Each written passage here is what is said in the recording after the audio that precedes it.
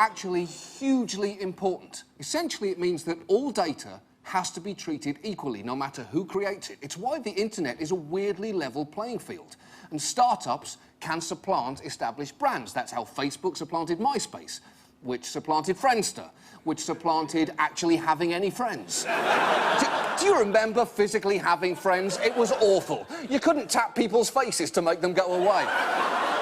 The point is, the internet in its current form is not broken, and the FCC is currently taking steps to fix that.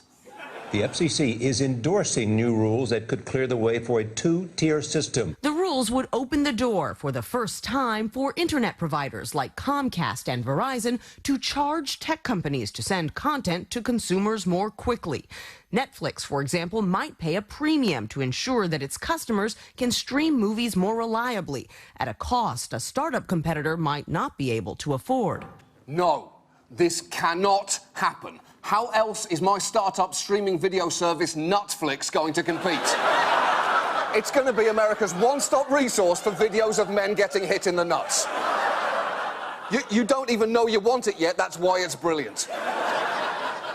Ending net neutrality would allow big companies to buy their way into the fast lane, leaving everyone else in the slow lane, although telecom companies would prefer that you put it in a slightly different way.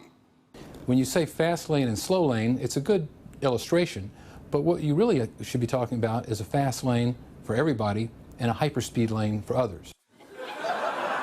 Bullshit.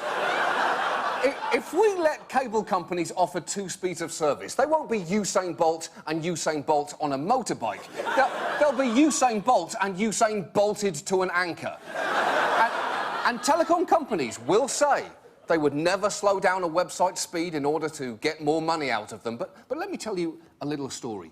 Recently, Comcast was negotiating with Netflix. This graph shows Netflix download speeds on various providers. That black line plummeting downwards was their speed on Comcast during the negotiation.